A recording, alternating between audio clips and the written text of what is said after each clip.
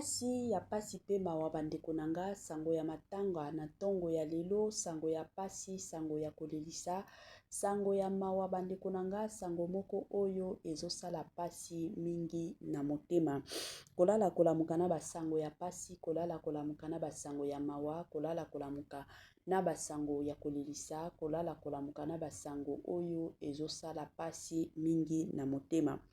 Vanité de vanité, tout est vanité. Na se ya moi tozana biso ba pèlerin, na se ya moi tozana biso ba paya, na se ya moi bandeko nanga mokili oyo eza ya biso te. Toyeba kango déjà que ndenge tozali boye Nzambe akoki kobengisa biso. Nzambe abengisaka bato na ye na lolenge na ye moko. Eza na bato mosusu babelaka. Omoni mutu penza abeli asali soki 5 jours, eza na bato mosusu bakendaka 3 ans azobelaka, eza na bato mosusu ti 10 ans. Omonaka maladi moko azobelaka belaka, azolandelaka ba traitement ba calmant, mais nzoto na ye ezalaka ka bien te. Eza pe na bato mosusu ka mutu ya pamba alelika mutu esalinga pasi nakende olala kolala nde kokende. Eza na bato mosusu bakufa na banzela ba accident, eza na bato mosusu o bakufa na banzela nzela mutu na mutu akufa na nzela na ye. Alors tozalaka kaka kebaka nde na yebisaka bino na se ya moi Nzambe akoki kobengisa yo na banzela nyonso. Yango nalobaka toujours la vie est précieuse. Soki oza na pema oza na bomoi batela vie na yo. Eza na bato mosusu aza na pema aza na bomoi si faut ke akende komela masanga. Wana asali ba mélange ya whisky ya oyo na ya oyo ameli. Tango ozomelaka bongo ozoyeba te ke non okoti komiboma sanke oyeba. Eza na bato ebele o basangisa ba masanga lelo bazalaka lisusu te, lelo bakufa. Alors tozalaka keba na nyonso o tosalaka ekozala penza malamu. Bonjour, bonsoir et surtout bon après-midi. Et cela ne dépendra qu'à l'heure à laquelle vous allez nous suivre. Bienvenue surtout sur notre chaîne Inès NM officiel. Bienvenue na balandion so yakala. Bienvenue na batunyon so yasika kande na lobaka na bino toujours et encore. Boyei malamu na chaîne na biso ya Inès NM officiel. En tout cas, bandeko nanga soki ezambala liboso esalemi keno oya kokota na chaîne na biso ya Inès NM officiel ekozala penza malamu bo sabone massivement. Tango bozo sabonaka bongo bobo sana pete ko klikaka sur ngonga ya notification. Malamu ngonga wana ezalaka toujours et encore que non à chaque fois que Inès NM officiel arobandotiaka ba vidéo ya sika bokozala directement informé. Vous informer c'est notre devoir, oui bien sûr, ezalaka toujours et encore devoir na biso kande na yebisaka bino biso ezalaka devoir na biso ya koyaka ko informer bino de votre côté kolandaka pe biso eza devoir na bino eza mwa bongo. Voilà. Lelo toye na sango ya pasi, toye na sango ya mawa, toye na sango ya kolelisa concernant comédienne na biso na kombo ya Patricia Buloba. Patricia Buloba azalaka bongo comédienne ya famille Bota Bellard Production.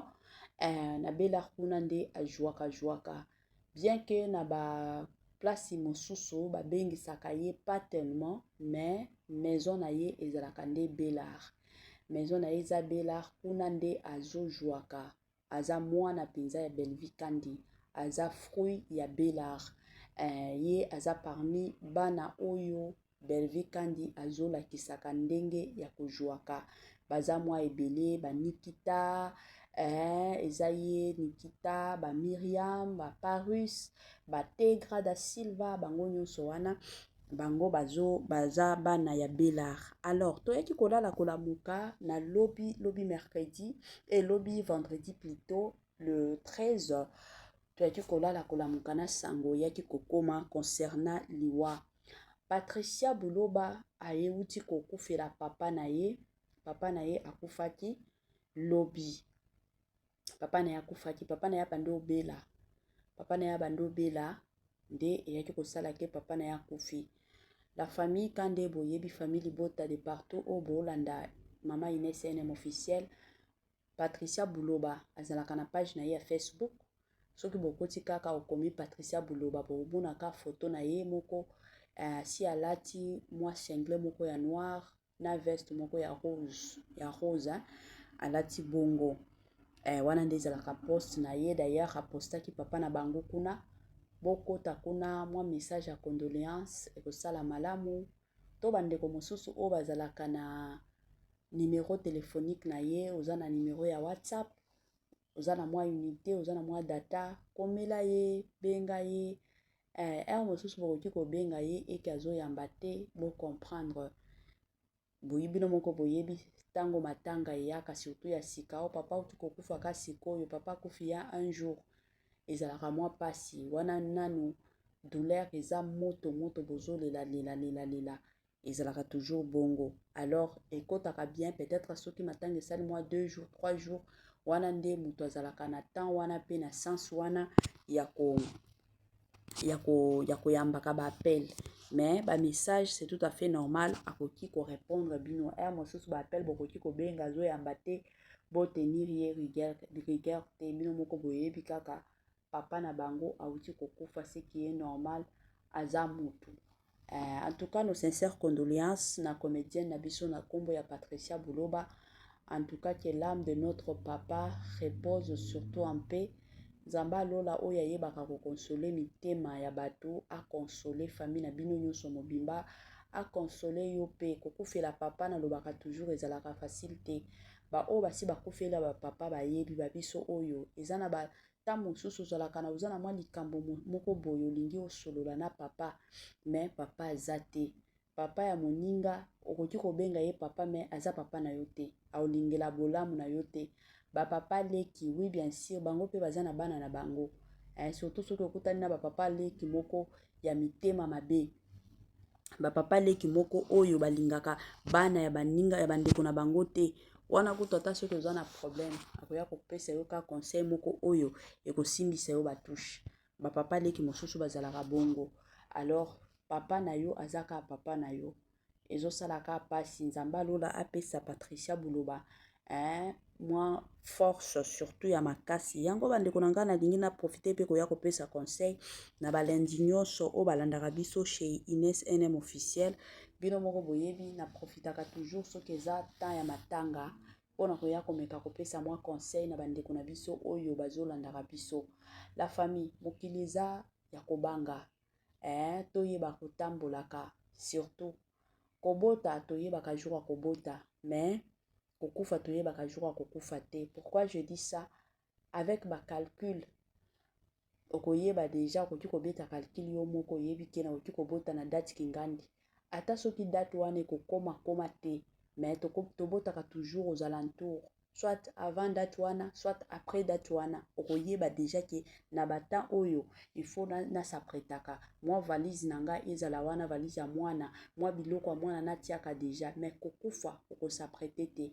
Pourquoi? Parce que il y a de ces personnes oyo alamuki na ina tongo oza bien a planifier pe journée que non ndenge naza boye na 12h na okende bipai kingandi, na 14h na osala boye, na 16h na osala boye, mais malheureusement mosusu ti okoma 16h monika mutu akufi. Eza na batu mosusu oyo babela mutu kaka ya pamba.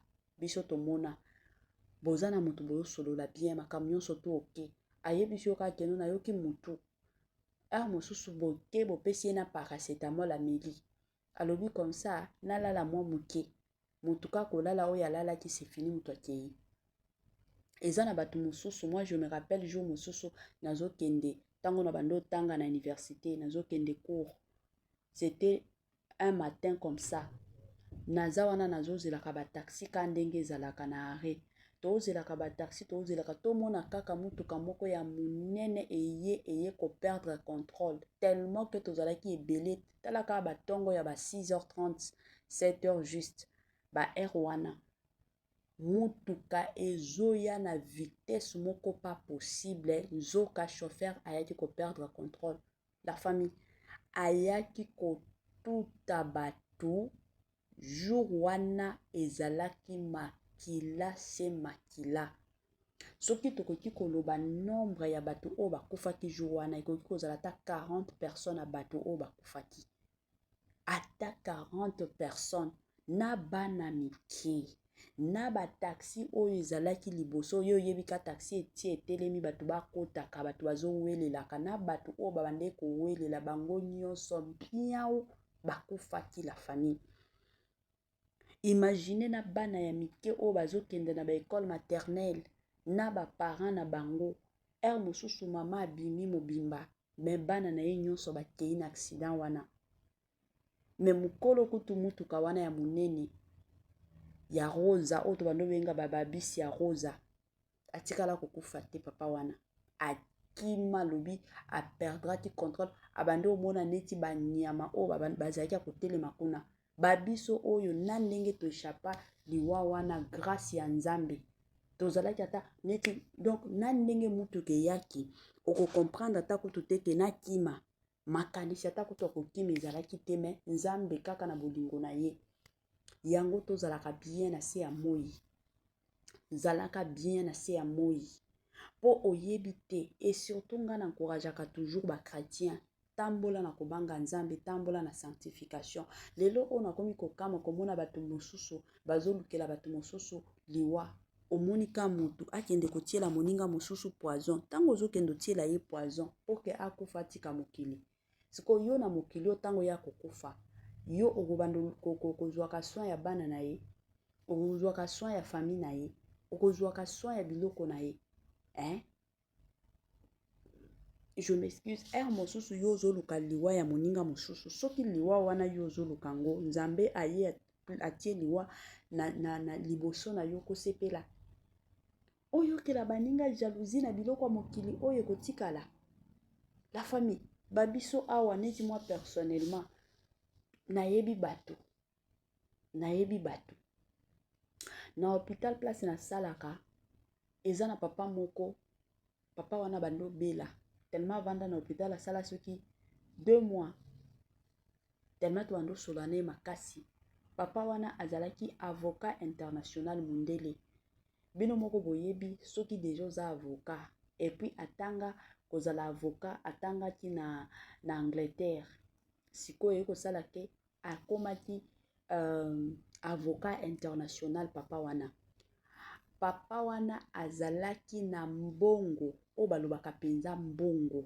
Papa azalaki na mbongo. Mbongo penza po na hôpital bisika na osala la famille ezalaka hôpital moko a privé. Mbongo sur mbongo kuna il faut ofuta.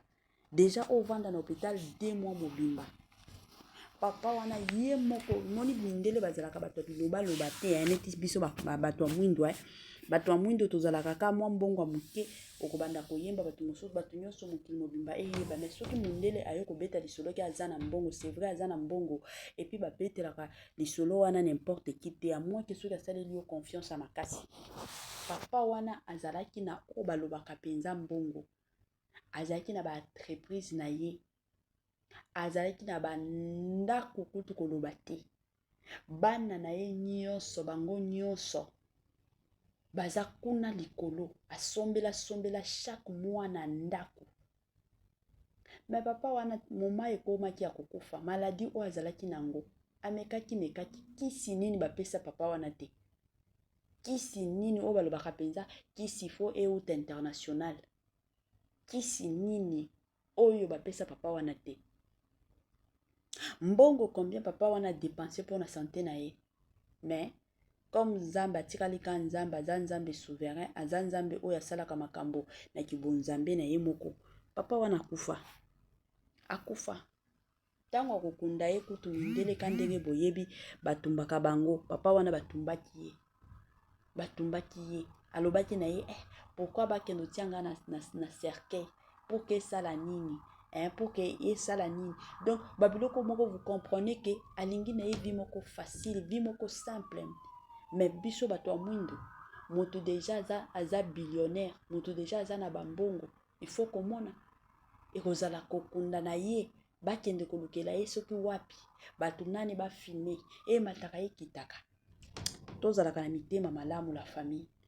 Tozalaka na mitema malamu to bongamaka na se ya moi parce que liwa Nzamba la kaka mutu te ataba o Nzamba utilizaka makasi akoki ko utiliser yo ke mutu kingandi na lingi na joyeux mais liwa ya yo moko ezalaka mwa pasi oyeba ezalaka ka mike kande boyoka ki ba prophète tibi de Joshua balobi avant ya kokufa na ye alobaki ke amona ki ba angelu 7 ba angelu wana bayaki kozwa ye.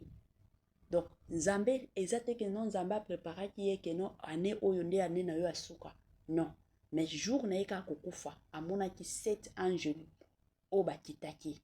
Azosolola, azopesa kutu bato ba prophétie. Ayebisi bato oyo abandi travailler na bango alobi namoni 7 anges bakiti baye kozwanga nazokende.